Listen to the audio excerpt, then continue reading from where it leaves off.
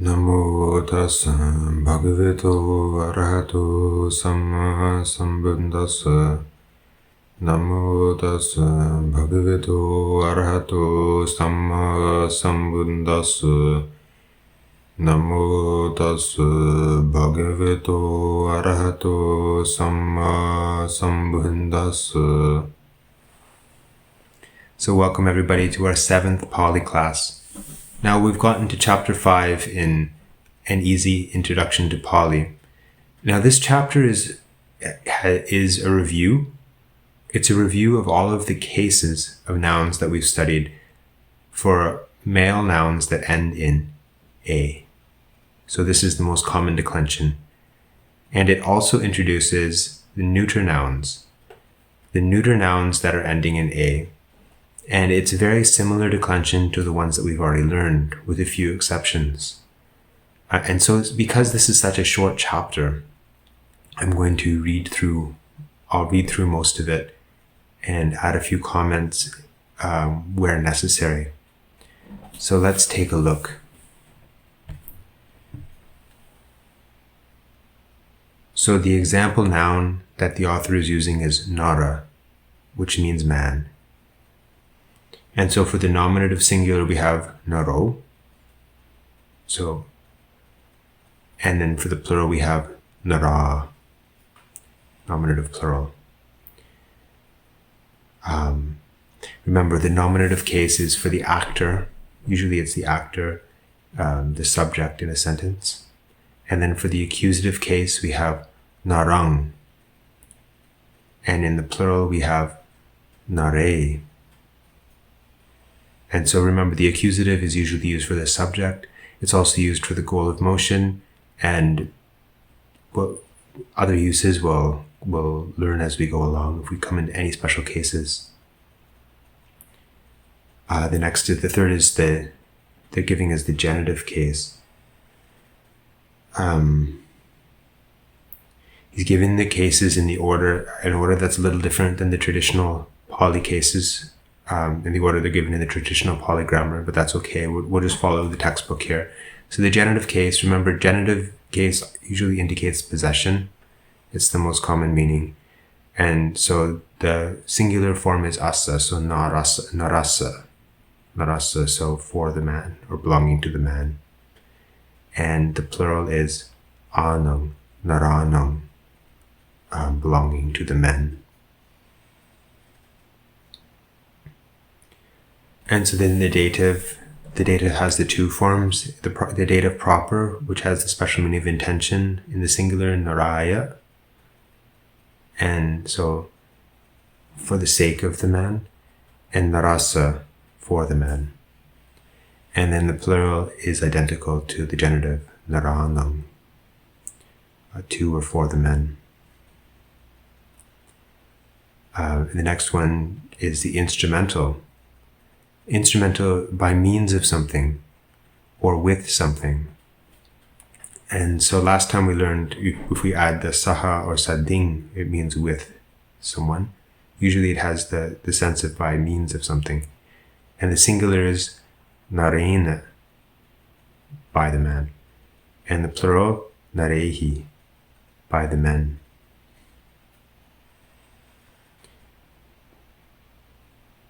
Okay, next is this is the ablative. So ablative is from something. It's the start of motion. So from here to there, and also figuratively, when you can learn from someone. So we have three forms in the singular: nara, narasma, naramha.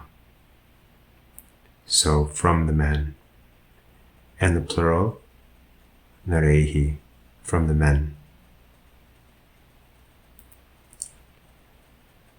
And then we have the locative form. So locative form, as you can guess, it's indicating location. So on, near, at, all of these ideas.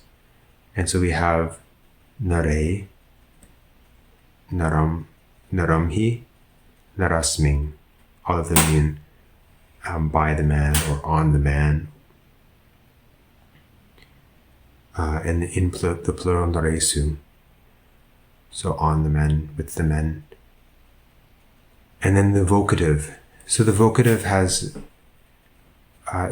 is the only place where we see the sort of base form. Nara is the base form, right? Because it's a masculine noun ending with a.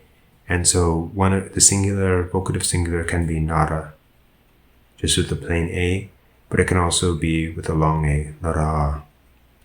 So this is for direct address. So in poetry we say, oh man, something like that.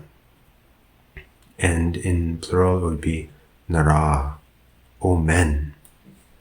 And so again, in English we don't use this too often, but it is extremely common in Pāli.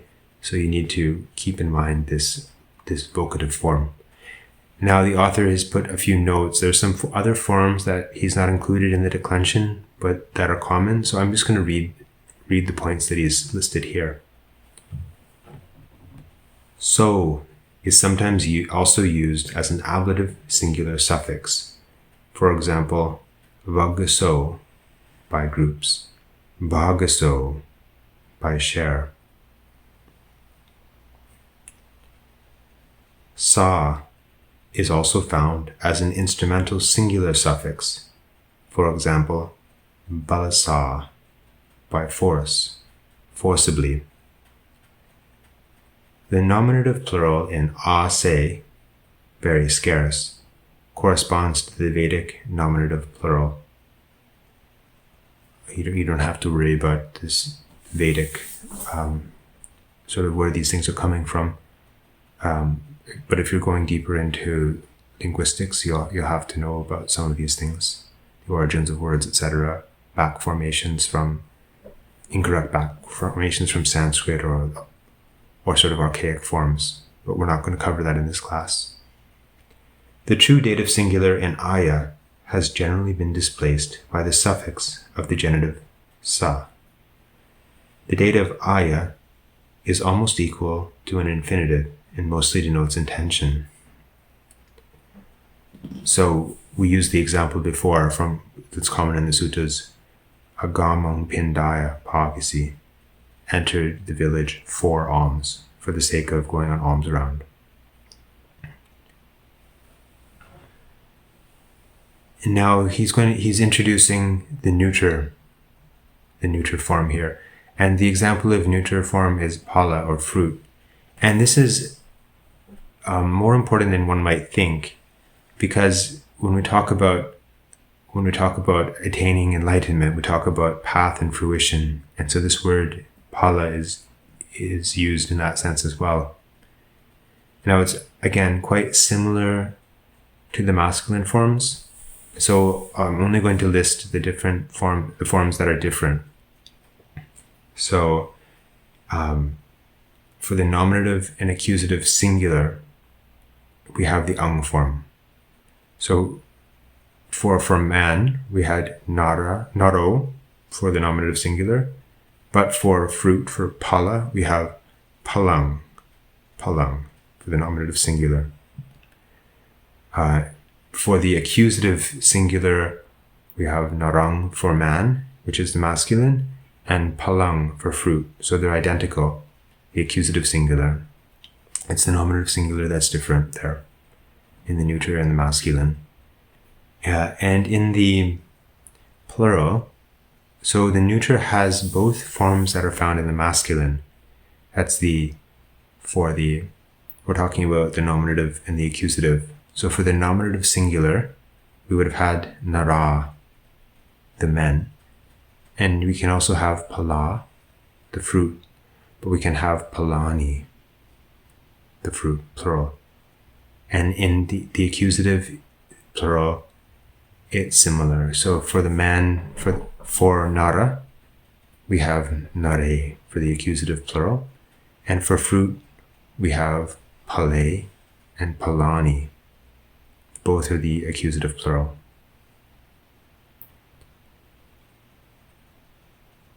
The other forms are similar until we come to the vocative. Singular is the same. We can have pala or pala if you're addressing the fruit. Oh, fruit. And in the plural, we can have pala or palani. So we're adding this ani form.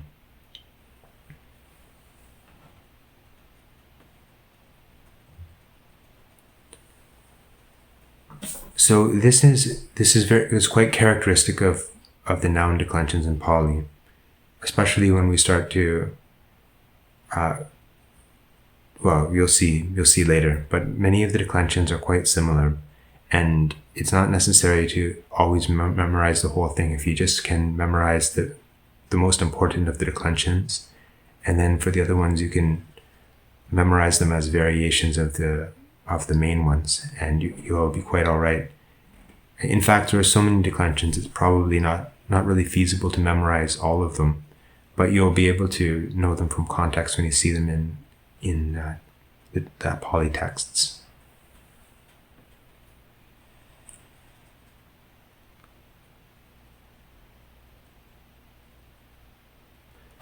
He also makes the point here that when you're reading the Pāli text, that sometimes a word can occur both in the masculine and in the neuter. It can switch noun classes in different, because Pāli was a living language for a long time. Even now people are composing in Pāli, and so for various reasons sometimes the noun has switched classes.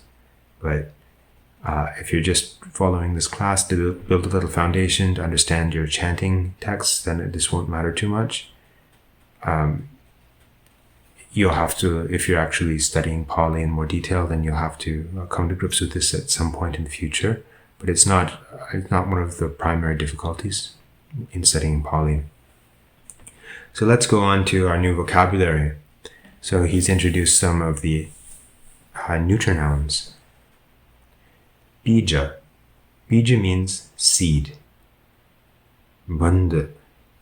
Banda means goods. Gara. Gara means home. Ketta. Ketta means field. Lekana.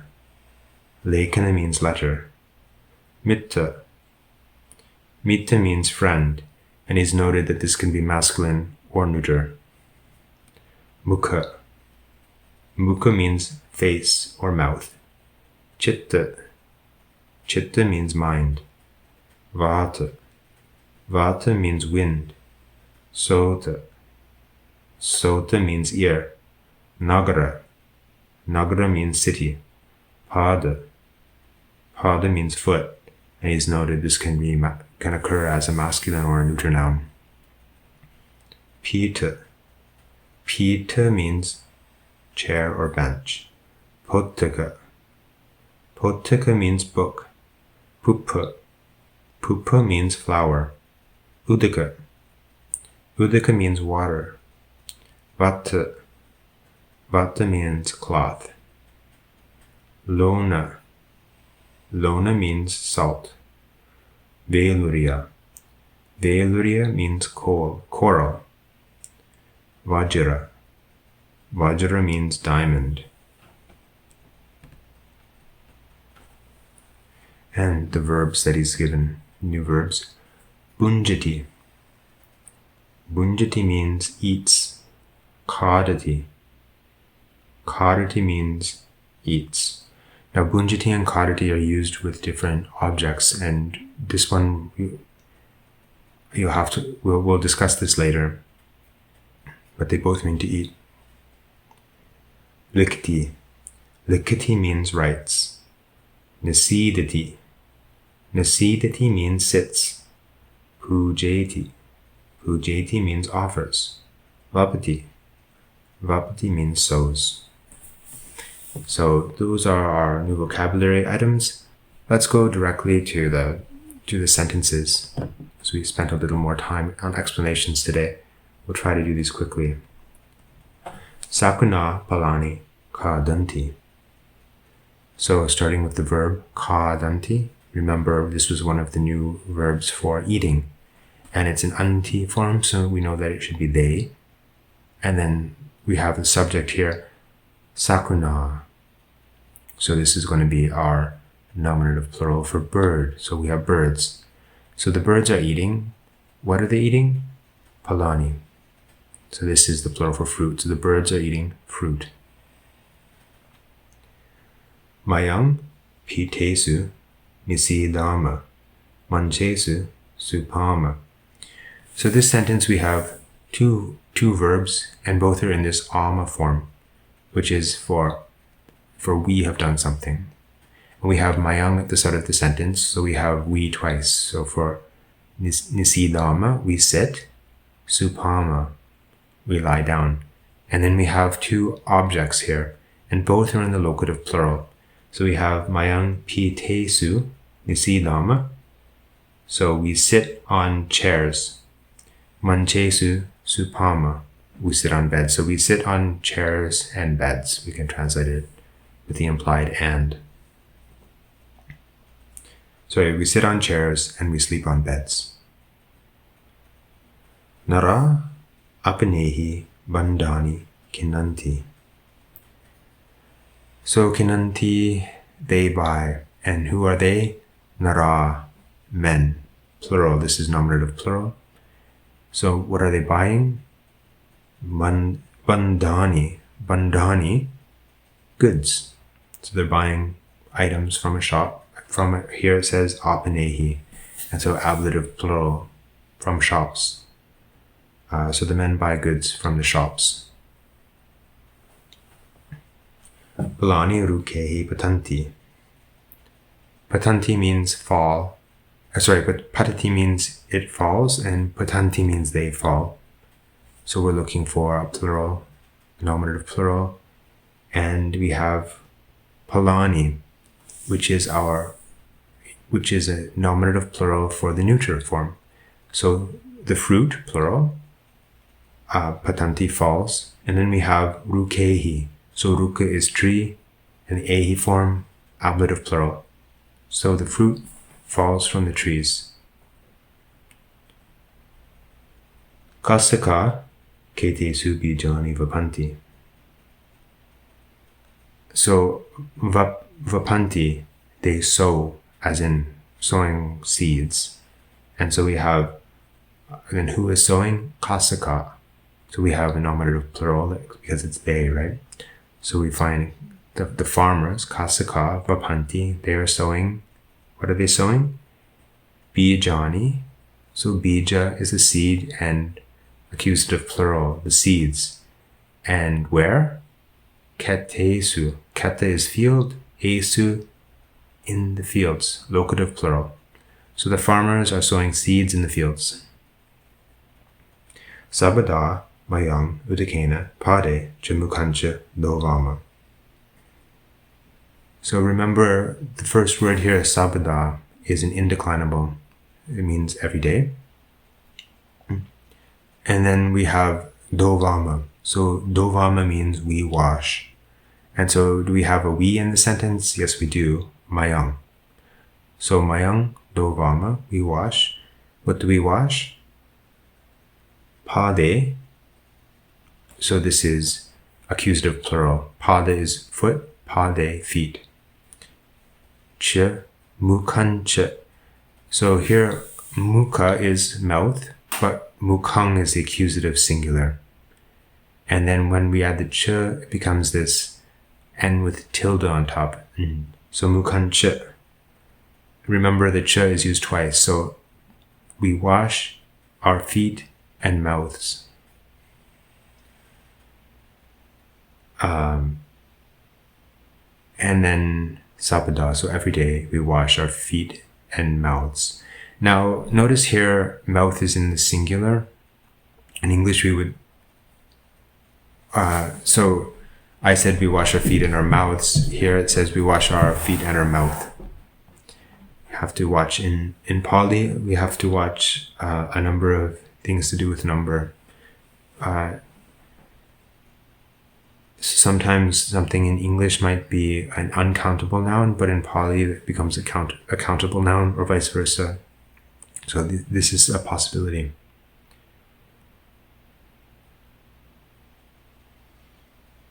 Sisa acharyanam lekanani lekanti. So likanti, they write. And who writes? Sisa, the pupils. And what are they writing?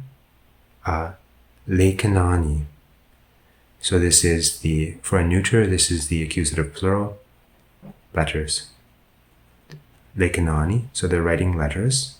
Students are writing letters, acharyanam, for their teachers. So this is the dative plural, acharyanam. Sisa acharyanam, lekanani, likanti.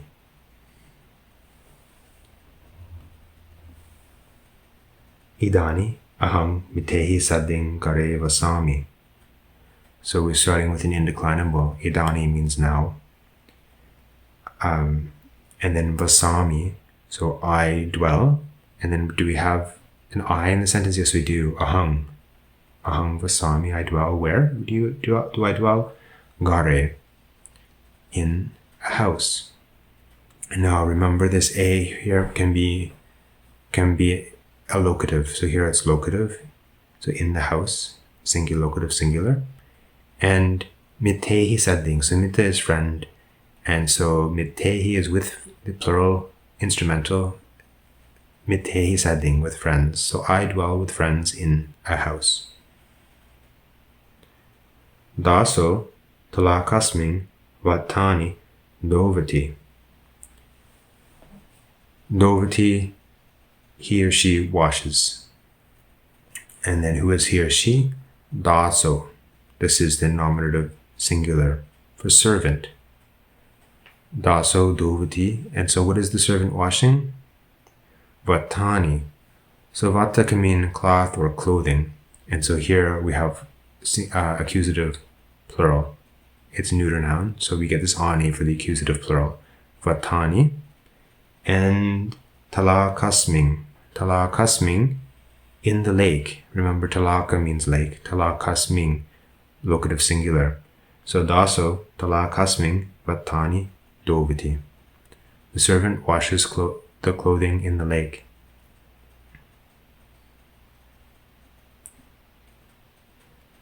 So pupehi buddham pujeti.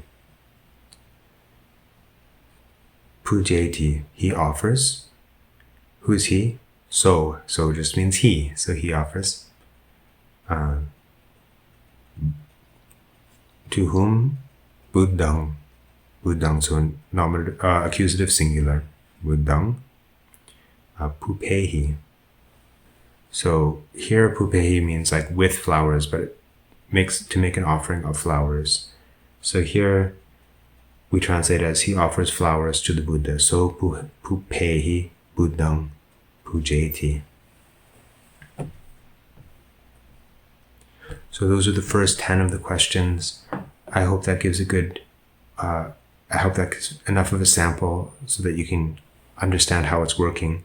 He hasn't really introduced very many grammar points in this, new grammar points in this chapter, just the new declension for the neuter nouns. So hopefully it's going smoothly, and I wish that your Pāli studies may, as I said, go smoothly, and that you may swiftly attain the peace of Nibbana.